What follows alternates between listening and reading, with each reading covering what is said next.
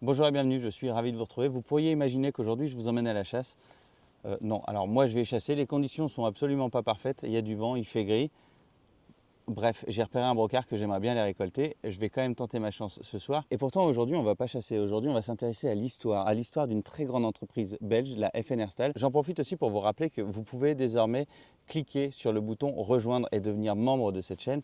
Et à la fin de l'année, si on atteint les 100 membres, il y aura une personne tirée au sort et je l'emmène pour une semaine tout frais payé, all inclusive, à Kabakoto Safari, donc une semaine au Sénégal où il n'aura absolument rien à payer. Donc voilà, c'est 5 euros par mois. N'hésitez pas à rejoindre la chaîne. Non seulement ça m'aide, mais en plus, le jeu en vaut la chandelle. Vous connaissez tous Browning, vous connaissez tous Winchester. Ben voilà, la FN Herstal, c'est un grand groupe belge qui réunit notamment ces deux marques. Et en ce moment, il y a une exposition à Liège. Alors, l'exposition se termine, je suis désolé, mais j'ai eu la chance d'aller la visiter et d'avoir une visite guidée. Et je trouvais ça intéressant de retracer toute l'histoire justement de cette grande entreprise. Donc, c'est ce que je vous propose aujourd'hui. On retrouve tout de suite Adrien et Martin. On part pour la Belgique. C'est parti.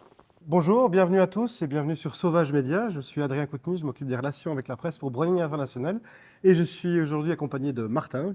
Bonjour, moi c'est Martin Bouquet, je suis responsable marketing au sein de Browning. Alors aujourd'hui, nous avons la chance de recevoir Félix ici à Liège pour l'exposition Ars Mechanica, la force d'innover, une exposition consacrée à l'histoire du FN Browning Group, donc un groupe qui a écrit la légende dans le monde des armes, mais pas seulement. Donc je vais avoir le plaisir de faire cette visite avec vous, vous montrer les différentes salles consacrées à notre entreprise. Et nous sommes actuellement à 136 ans d'années de groupe.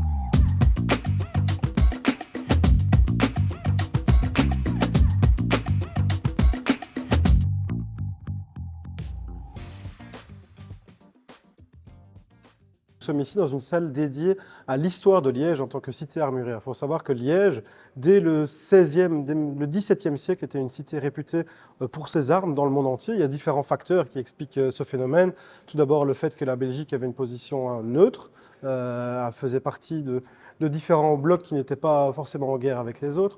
Il y avait également la possibilité à Liège de rejoindre très, très rapidement les grands ports européens qui étaient Anvers, ou qui est toujours Anvers, et les ports qu'on retrouve actuellement aux Pays-Bas. Il y a également le fait que Liège est une ville de charbonnage, et qui dit charbon et minerai de fer dit acier. L'acier, évidemment, vous le savez, est un composant inextricable de la fabrication des armes à feu.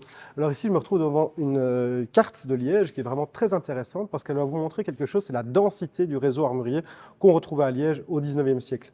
Alors, Liège et la fabrication armurière, à l'époque, ça se faisait un petit peu comme du télétravail. C'est-à-dire qu'on a inventé le télétravail bien avant la crise Covid. Il faut savoir qu'avant, donc Liège était vraiment émaillé de toute une série de petits armuriers qui avaient une fabrication propre, c'est-à-dire que chaque armurier avait une spécialisation. Il y avait un armurier qui faisait des relimes, il y avait un armurier qui faisait des gravures, un armurier qui faisait des crosses, des quadrillages, etc., etc. Et puis à la fin, on essayait d'assembler un fusil de cette manière-là. Alors c'est un super moyen, on le voit donc sur Liège, il y avait plusieurs milliers d'armuriers dans la région. C'est vraiment quelque chose de parfait pour faire vivre une ville entière. Cependant, ce qui est un peu plus compliqué avec ce système de production, c'est d'arriver à avoir une échelle de production vraiment importante et de standardiser la production. Et un des premiers qui a voulu standardiser cette production, c'est un Français, un illustre Français, puisque Napoléon Bonaparte lui-même est venu ici en 1803 dans le but d'unifier la production des armes liégeoises et donc de pouvoir fournir des armes de qualité aux troupes napoléoniennes qui parcouraient l'Europe à cette époque. Et donc là, on retrouve un portrait de Napoléon qui a été fait donc, lors de sa visite à Liège. Et on voit vraiment le patrimoine historique de Liège qui est vraiment très complet puisqu'il y a des armes qui sont magnifiques, qui sont estampillées avec d'autres maisons que vous connaissez peut-être, type Lebeau Coralie. Et les armes liégeoises étaient déjà réputées dans le monde entier. Vous le verrez un petit peu plus loin dans l'exposition, mais la cour impériale de Russie utilisait des fusils liégeois. On retrouve des armes notamment qui ont été utilisées pendant la guerre de sécession aux États-Unis, donc dans les années 1860. On a vraiment des armes un peu de tous les acabits, que ce soit des armes de chasse, des armes de guerre à l'époque, et tout ça fabriqué selon le modèle liégeois de l'époque, c'est-à-dire une multitude d'armuriers qui s'unissent bon gré mal gré pour produire des fusils en relativement petite série à l'époque. On a parlé, Adrien, l'avenue de Napoléon. sur Liège a été remercié par les armuriers. Et on le voit ici, notamment le cadeau qu'a offert les armuriers liégeois au niveau du consul de Napoléon Bonaparte. Donc c'était en 1803. Napoléon a fait beaucoup pour la normalisation en fait, des armes en Europe et notamment à Liège. Le banc d'épreuve existait avant lui, mais il en a participé. Donc la fonction première du banc d'épreuve, c'est de garantir la qualité des armes mises sur le marché, que ce soit militaire ou civil. Alors on a ici un très bon exemple de travail d'orfèvre. On voit ici que le bois est gravé sur ce modèle-ci, qui est un Francotte, ou même sur ce modèle de luxe de revolver. Donc on est sur de l'ébène. Alors, je vous l'avais dit, la production armurière en région liégeoise était vraiment à domicile, à petite échelle, et puis les choses vont s'emballer, les choses vont changer radicalement. Alors, ce qu'il faut tout d'abord comprendre, c'est qu'à la fin du 19e siècle, donc à la fin des années 1800, le contexte géopolitique européen a profondément changé. Il faut savoir que l'Europe a toujours été divisée entre la rivalité qui a toujours existé, encore maintenant sur les terrains de rugby en tout cas, entre la France et l'Angleterre.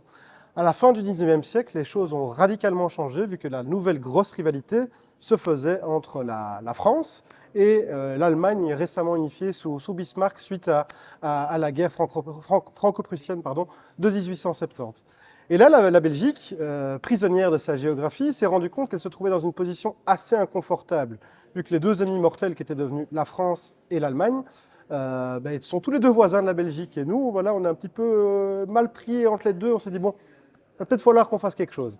Et donc, c'est dans ce contexte-là que l'État belge, en 1889, a passé une commande aux armuriers liégeois, une commande de 150 000 carabines de type Mauser. Les armuriers liégeois se sont réunis et se sont dit, bon, si on veut pouvoir répondre à une commande de cette ampleur-là, il va falloir qu'on s'unisse et qu'on fasse les choses différemment. Et donc, c'est comme ça qu'est née la FNR-Stahl que vous voyez derrière moi, les bâtiments derrière moi. Ça, c'est évidemment à son apogée. Et donc, très vite, l'entreprise a grossi dans un contexte où il fallait pouvoir répondre aux commandes et au contexte où on avait également un appareil industriel extrêmement performant, et également un très grand savoir dans le travail métallurgique. Et donc, c'était vraiment le début de la success story qu'on connaît. Il n'y a pas forcément de grande évolution par rapport à l'organisation de l'entreprise. Vous avez une porte d'entrée ici, les bâtiments plutôt administratifs et de direction, et ensuite toute l'unité de production. La porte d'entrée est restée identique et vous avez une deuxième porte d'entrée ici qui est le custom shop en fait, tout ce qui est JMB Collection, donc les armes de luxe qui sont toujours fabriquées à la FN. Et ça, évidemment, je me réserve le plaisir de venir le visiter aussi une autre fois et de façon approfondie. Le custom shop, ça m'intéresse bien évidemment. On t'invitera, Félix. Ici, vous avez clairement et explicitement le choix qui a été fait en fait au niveau de l'armée belge. Vous voyez en premier modèle, vous avez le Mauser qui a été sélectionné parmi tous les protos qui ont été proposés par la FN. Alors on l'a vu, si l'histoire de la FN s'est écrite dans l'acier des armes, elle s'est également construite dans la poudre des munitions, puisque la FN, dès le début, a pris le parti de produire les munitions correspondantes aux armes, et c'est quelque chose qu'on retrouvera tout le long de son histoire. Mais donc ici, on voit donc les premières cartouches développées pour les fusils Mauser sélectionnés par l'armée belge à la fin du 19e siècle, donc c'est du 7,65. Telle de grandes marques, en fait, je vous invite à venir voir l'évolution du logo de la FN. Donc ici, derrière moi, on a le tout premier logo, un logo qui représente en fait un pédalier et la carabine Mauser. Est intégré dans le logo FN pour la Fabrique nationale d'armes de guerre, mais également l'explication par le biais du pédalier, de la diversification des outils de production en fait, de la FN, sachant qu'il existait un outil de production, on avait des commandes au niveau des carabines, mais il fallait exploiter cet outil de production le plus rapidement possible pour dégager évidemment un chiffre d'affaires. Et il a été choisi de diversifier la production parce qu'on avait la main-d'œuvre, on avait l'eau avec la Meuse, on avait l'acier et on avait le charbon avec les mines environnantes. Ils ont décidé de faire du taylorisme ou procédé de Ford avant l'heure, avec notamment des vélos, avec des motos et avec des voitures. Il faut savoir que c'est souvent durant les conflits armés qu'ont lieu les principales innovations technologiques. Et ça n'a pas manqué non plus avec la Première Guerre mondiale, donc la guerre de 14-18, puisque jusqu'alors, la plupart des unités, on va dire, d'élite pouvaient être déployées sur des vélos. Donc le vélo était encore largement utilisé dans les forces armées.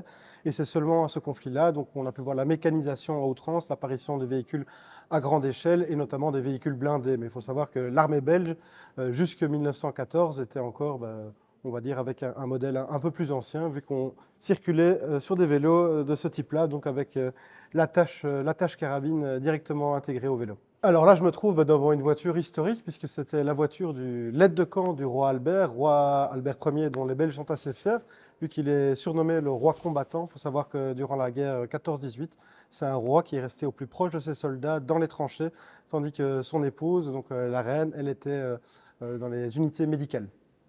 Ça, c'est sa voiture. Ça, c'est sa voiture. Directement après la commande de l'armée belge, on a eu des autres commandes d'autres pays, notamment ici on a un modèle qui a été livré aux Espagnols et surtout en Amérique latine, et également un modèle qui se décline pour le marché serbe, croate et yougoslave. Maintenant, un petit aparté sur les armes de poing, car si la FN est mondialement connue pour ses mitrailleuses, notamment ou ses fusils d'assaut, elle n'en est pas moins excellente quand on en vient aux armes de poing.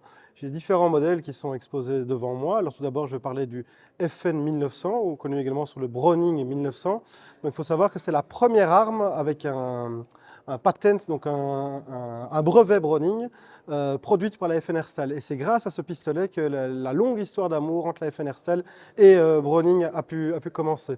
Alors on a également un Browning 1910, un pistolet que les amateurs d'histoire connaîtront pour son rôle dans le déclenchement de la Première Guerre mondiale. On trouve également un GP35, donc le High Power, qui est également un des best-sellers, vu que plusieurs millions d'exemplaires ont été vendus et qu'il a été produit durant près de 70 ans. Et alors, dernier modèle à admirer ici, le FN 1903. Alors la particularité qu'on remarque tout de suite, c'est la crosse, qui est fixée à un pistolet. C'est quand même pas quelque chose de très courant. Ça va permettre d'avoir des tirs plus lointains. Et alors, la particularité, c'est que la crosse fait également office de fourreau. On peut le ranger directement, donc c'est très pratique pour se déplacer au centre de tir, par exemple. Nous sommes fiers chez Browning de dire que plus de 5 lignes de produits ont été tirées à plus d'1 million d'exemplaires. Et quand je dis 1 million, c'est assez peu, sachant qu'on est à 5 millions pour les pistolets Browning FN. Nous sommes à plus d'1 million d'exemplaires pour l'Auto 5, qui est maintenant sous l'appellation A5. Nous avons également la barre à plus d'1 million d'exemplaires, donc Browning Automatic Rifle, qui provient en fait de ce modèle derrière moi, qui est le modèle militaire. Et ensuite, vous avez l'Auto 5, je l'ai dit. Qu'est-ce qu'il y a d'autre? Le B25, évidemment. Le B25, qui est titré champion du monde à plus d'un titre, évidemment, mais surtout qui est toujours en production ici à Herstal, le B25, notamment la GMB Collection. Oui, le custom. Le custom, oui. Alors John Moses Browning, je vais y venir un peu plus longuement plus tard, mais c'est vraiment un inventeur de génie. Alors je me trouve ici devant la Browning M2, une mitrailleuse lourde, calibre .50 comme on dit en Belgique ou 12,7 comme vous dites en France. Il faut savoir que cette mitrailleuse est toujours utilisée de nos jours par l'ensemble des forces armées des pays de l'OTAN. Alors il y a eu quelques petites modifications, notamment au niveau du refroidissement, c'est plus un refroidissement en haut comme sur ce modèle-là, et au niveau du changement des canons, mais pour le reste la mécanique est identique. Alors ça prouve vraiment tout l'étendue du génie de John Moses Browning, puisque l'homme aux 128 brevets, encore aujourd'hui, ses inventions sont une référence mondiale. La FN a bâti sa légende sur les mitrailleuses, qu'elles soient légères ou lourdes.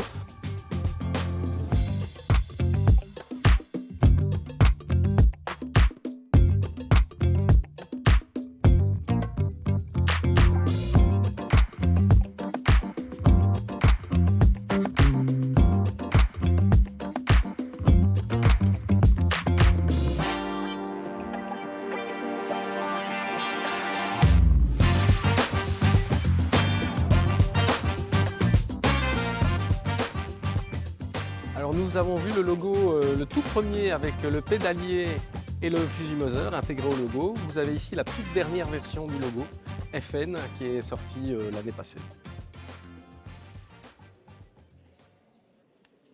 Alors la transition entre le premier logo et le dernier, on l'a ici. C'est les deux lettres FN emboîtées l'une dans l'autre. Je vous présente Sacha, mon fils, mon fidèle assistant et déjà un grand passionné de chasse qui nous accompagne pour cette visite. Et alors dans cette salle, on va vraiment aborder l'identité même de FN Browning, c'est-à-dire que nous sommes les plus américains des Européens et les plus européens des Américains. Donc dans cette salle, on veut vraiment vous montrer deux facettes du monde de la chasse. Un côté où on se retrouve aux États-Unis, l'Ouest sauvage, l'arme est avant tout une question de survie pour manger, pour se protéger, etc. Et le monde européen où la chasse est jusque bien tard un privilège réservé à la noblesse avant de s'ouvrir aux différentes classes parfois plus populaires. Donc ça, c'est vraiment ce qu'on veut montrer dans cette salle. Et je vous propose de commencer d'abord par le côté européen, vu qu'on y est. Et on va voir un petit peu ce que ça nous réserve. Alors pour comprendre la chasse en Europe, il faut comprendre tout d'abord l'histoire. Il faut savoir que jusqu'à la Révolution française, la chasse était un privilège réservé à l'aristocratie. Ça nous permet également de comprendre un peu le système de compensation des dégâts encore en vigueur de nos jours. Si les chasseurs sont aujourd'hui responsables des dégâts de gibier, c'est en fait un héritage du système en place jusqu'à la Révolution française, parce que la noblesse avait dit aux paysans, vous ne chassez pas, c'est un privilège qu'on garde, mais en échange, nous, on va payer les dégâts que le gibier pourrait occasionner sur vos cultures. Donc ça, c'est vraiment quelque chose d'important à comprendre, la noblesse. La noblesse, on la retrouve au niveau de la chasse dans l'ensemble des pays européens, comme je l'ai dit, donc sous l'Ancien Régime. Ça s'ouvrira peu à peu aux différentes classes par la suite. Alors, ce qu'on peut remarquer directement dans le mode de chasse européen, c'est qu'on est vraiment sur principalement des fusils juxtaposés en tout cas jusqu'à l'arrivée du Browning B25, qui va vraiment tout changer et offrir les armes superposées au plus grand nombre, ou alors, dans une moindre mesure, des fusils semi-automatiques. Alors deux mondes s'entrecroisent. Vous avez dit, Adrien a parlé notamment au niveau de l'Europe, avec la noblesse. Moi, je vais vous parler au niveau de l'espace américain, donc le Wild Wild West, qui est représenté ici à ma gauche par Buffalo Bill. Mais il faut dire que c'était le Wild Wild West, esprit de liberté, esprit d'authenticité et notamment esprit de découverte au niveau de nouvelles terres. Et pour cette découverte, il fallait évidemment s'armer de carabines, notamment qui sont des carabines moins sophistiquées qu'on l'a en Europe à cette époque-là. On parle de carabines Winchester avec des carabines de levier de sous-garde qui sont exprimées notamment au niveau des westerns avec John Wayne. On parle d'une carabine qui a été dans les mains de Theodore Roosevelt également, et alors une carabine qui a été plébiscitée et promue par Buffalo Bill, qui est le fameux trick shooter, donc le Raniero Testa de l'époque. Ces deux carabines ont été spécialement produites pour Buffalo Bill. Donc vous avez au-dessus la carabine Buffalo Bill, Buffalo qui veut dire bison, et vous voyez la belle gravure de bison que vous retrouvez sur la carcasse. En dessous, c'est une carabine en .40 qui a été spécialement conçue pour ces spectacles. Donc, et pourquoi répétition, carabine à répétition et à levier de sauvegarde? Parce que ce sont des carabines qui fonctionnaient vraiment bien et notamment qui allaient très très vite en termes de tir. Ici, vous avez le tout premier modèle de la carabine 1866 de Winchester.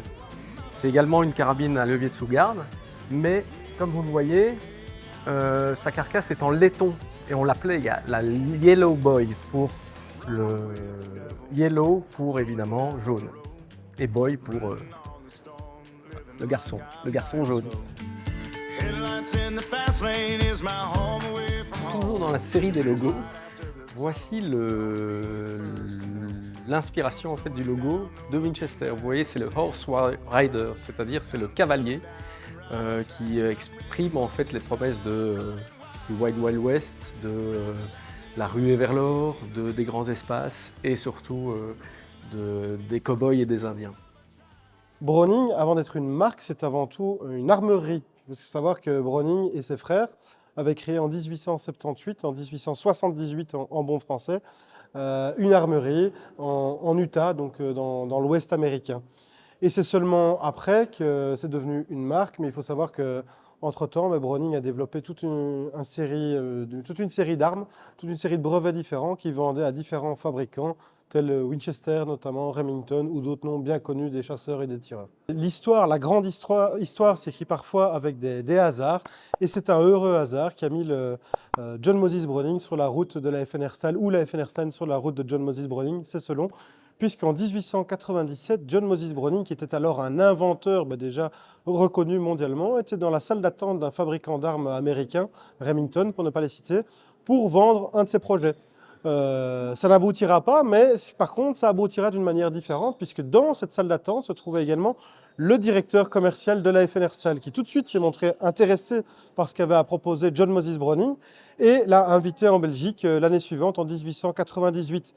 Et ça a été le début d'une success story immédiate, puisque dès l'année suivante, 1899, le Browning 1900, donc le premier partenariat entre Browning et la FNR Stahls, verra le jour, donc un pistolet semi-automatique qu'on a pu voir un petit peu plus tôt, et qui est d'ailleurs un des premiers pistolets semi-automatiques de ce type-là, donc à glissière, et qui s'écoulera à plus de 5 millions d'exemplaires. Donc l'histoire a commencé par un hasard et s'est écrite directement avec un succès mondial. Durant cette exposition, nous avons vraiment voulu mettre les petits plats dans les grands, c'est pourquoi nous avons sorti quelques pièces d'exception. Alors vous connaissez tous l'Auto 5, donc un fusil semi-automatique créé en 1903 et produit jusqu'en 1999. Eh bien, figurez-vous que le premier Auto 5 se trouve ici, donc c'est le deuxième en partant du haut, donc c'est le prototype numéro 1 qu'on peut retrouver dans les mains de John Moses Browning juste derrière moi. Alors il y a d'autres pièces d'exception, vous connaissez l'Auto 5, qui est pour vous un fusil semi-automatique qui a accompagné votre grand-père à la chasse dans vos souvenirs d'enfance, mais ça a également été une carabine, vu qu'il y a une version carabine ici, et là la version c'était une version de luxe faite pour un homme d'affaires belge qui avait réalisé cette commande-là. Pour mon travail, j'ai vraiment l'occasion de parcourir l'Europe entière sur différents salons, expositions, et j'ai toujours le même commentaire qui revient. On vient me voir, on me dit « Monsieur, j'ai un B25 hérité de mon grand-père, B25 qui a maintenant plus de 40 ans. Il marche à la perfection, mais j'ai une question. » Et ce luxe-là, il est rendu possible grâce au génie de John Moses Browning qui, il y a 100 ans tout juste, développait le Browning B25, donc un fusil révolutionnaire à différents niveaux. Tout d'abord, c'est le premier fusil superposé produit à l'échelle industrielle. Donc ça existait déjà, mais c'était des petits artisans, principalement en Angleterre, qui faisaient ça. Donc lui, il est arrivé avec un fusil superposé à l'échelle industrielle, donc accessible au plus grand nombre, et avec des principes mécaniques qui font encore le succès de Browning aujourd'hui. Je pense notamment au large verrou plat ou au fastener propre à Browning. Donc ça va vraiment confier à nos fusils une longévité exemplaire. Donc du Browning B25 a vraiment écrit l'histoire durant tout le XXe siècle. Et puis, pour continuer un petit peu dresser le portrait donc, des fusils Browning, au milieu des années 80, on s'est retrouvé dans une situation en Europe où on s'est rendu compte que on devait faire quelque chose parce que on a remarqué que certains fusils produits en Asie, produits au Japon, étaient étrangement similaires au Browning B25. Alors pour la petite anecdote, la direction de Browning s'est rendu au Japon avec la ferme intention d'intenter un procès aux fabricants de ce fusil. Et puis ils se sont rendus compte qu'en fait, ils travaillent méchamment bien. Et donc, au lieu de faire un procès avec eux, allions-nous avec eux. Et c'est comme ça qu'est né le Browning B125, donc, qui a fait suite au Browning B26, B27 et autres. Et donc, le Browning B125 est, dans les années 80, le premier fusil superposé produit au Japon, mais encore fini à Herstal. Il faudra attendre le Browning B325 quelques années plus tard pour avoir un fusil entièrement produit au Japon. Aujourd'hui, l'ensemble de notre gamme, en dehors des B15 et des B25, sont produits au Japon, mais toujours avec les principes chers à John Moses Browning, que ce soit les principes mécaniques ou que ce soit les principes d'ajustement. Et ça, c'est vraiment quelque chose que je veux que vous compreniez, c'est que sur l'ensemble des fusils Browning, ils sont tous finis à la main, ajustés à la main. C'est-à-dire que chaque fusil Browning est différent. Il n'y en a pas deux qui sont identiques. Donc vous allez pouvoir par exemple prendre deux Browning B525 modèles identiques, vouloir intervertir les canons sur les crosses, parfois ça marchera, parfois ça ne marchera pas. Et cet ajustement propre à chaque fusil, c'est vraiment ce qui confère la longévité aux armes Browning. Et alors ici, vous l'avez tous vu, on a fait un peu de bruit au niveau du marketing à ce niveau-là, donc la dernière génération de superposés Browning, c'est évidemment le Browning 825, fusil qui gagne déjà ses lettres de noblesse dans différentes compétitions sportives européennes. La marque que tu n'avais pas citée, il me semble que c'est Miroku. Oui, c'est tout à fait, c'est Miroku. Alors Miroku, donc, qui produit également, de nos jours les fusils Browning, mais qui continue également à exister en tant que marque, vu que c'est une marque donc, qui produit des fusils, notamment très appréciés en Angleterre, pour ne citer que. Alors le logo Browning tel que vous l'avez aujourd'hui a été développé en 1977 pour les Belges. Et il s'est inspiré en fait du muldir, le cerf mulet en fait d'Amérique du Nord. Et vous voyez au-dessus, le buckmark comme on l'appelle, c'est la tête de cerf avec le nom Browning juste en dessous. Vous connaissez tous les armes derrière moi, je ne les présente plus, la fameuse Browning Bar, la reine des battues, la carabine semi-automatique de chasse la plus vendue au monde, avec plus d'1 million d'exemplaires écoulés. Mais avant de vous parler des versions civiles, il faut tout d'abord vous faire un petit aparté sur son histoire. C'est une arme qui a été donc développée par John Moses Browning lui-même en 1917 comme fusil d'assaut pour équiper les GI se battant dans les tranchées en France. Alors, elle n'aura pas vraiment le temps d'équiper à grande échelle les soldats américains se battant en France, mais elle va quand même continuer durant plusieurs décennies en tant qu'arme militaire. Et il faudra attendre 1966 et Bruce Browning, qui est donc le petit-fils de John Moses Browning, pour voir l'arrivée de la fameuse barre telle qu'on la connaît aujourd'hui, donc la Browning Automatic Rifle. Alors, la première, la MK1, donc, développée en 1966, on ne la présente plus, c'est une barre qu'on retrouve encore énormément. Maintenant, je vais prendre un accent. La barre à 300, qu'on trouve beaucoup chez vous, donc c'est beaucoup celle-ci. Et donc, c'est vraiment une arme qui a vraiment bâti c'est la réputation d'excellence, qui a continué la réputation d'excellence de Browning, vu que voilà, une fiabilité à toute épreuve, une grande puissance de feu, une précision inégalée, etc. Et donc, au fil des générations, on a développé différentes évolutions. La dernière étant la barre 4X. Quelques années après sa création, la FN Herstal s'est instantanément lancée dans la diversification. Et ça coulait de source. La FN se retrouvait avec un appareil productif immense, des machines par centaines, voire par milliers, et un très gros potentiel humain, parce qu'il faut savoir qu'à son apogée, la FN employait près de 13 000 personnes. Donc ça faisait vivre vraiment toute la région. Et donc c'est dans cette optique-là que la FN s'est diversifiée, tout d'abord avec des vélos, des motos, des voitures, mais bien plus encore, et je vous invite à me suivre dans les salles suivantes pour voir ce dont nous avons été capables de faire lors de la création de la FN. Alors, je vous ai parlé des logos Browning, Winchester et FN. Vous avez ici, en fait, si on reste dans la communication au niveau du groupe, des affiches qui relatent, publicitaires, qui relatent en fait l'univers de la FN et notamment l'univers de la Fabrique nationale au niveau des grands prix.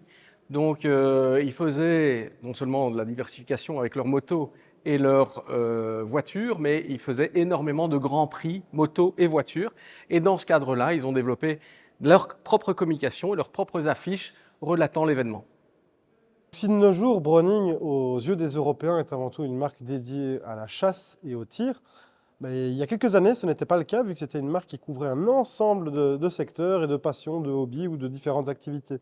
Alors Browning a produit durant les années 70 des planches à voile, des clubs de golf, on trouve ici une machine à traire, on a vraiment fait toute une série de choses parce que Browning, c'est avant tout un mode de vie. Alors maintenant, en Europe, on s'est recentré sur le core business, mais aux États-Unis, encore de nos jours, Browning fait partie des 10 marques les plus connues des Américains, à côté des marques comme Coca-Cola, Nike.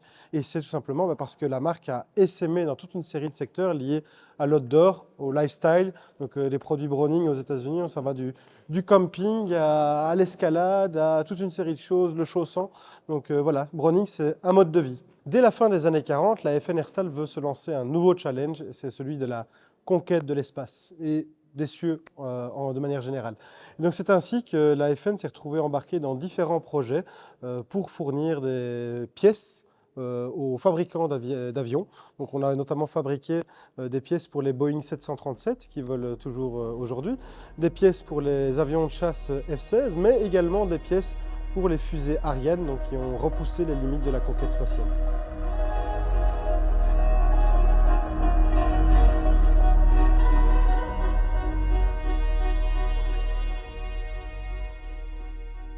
Alors pour conclure, je prendrai simplement le slogan que j'ai ici derrière moi, la force d'innover. Je pense que le groupe FN Browning est un groupe qui innove tous les jours Et les innovations vont dans un sens du militaire vers le civil et autant du civil vers le militaire. Et c'est pour dire que voilà, la barre, par exemple, profite de l'élan et de l'innovation militaire. L'ADN de Broding, l'ADN de Winchester et l'ADN du groupe, c'est la force d'innover et l'innovation fait partie du tout chez nous. Cette chaîne est rendue possible grâce à nos formidables partenaires qui croient au projet de Sauvage, avec des reportages en tout genre, des tests honnêtes et sincères et des produits mis à l'épreuve avec une liberté de ton qui, je crois, ne se retrouve pas ailleurs. Donc pour tout ça, un immense merci à eux, un immense merci pour leur soutien. Et en attendant la prochaine, prenez soin de vous et à bientôt.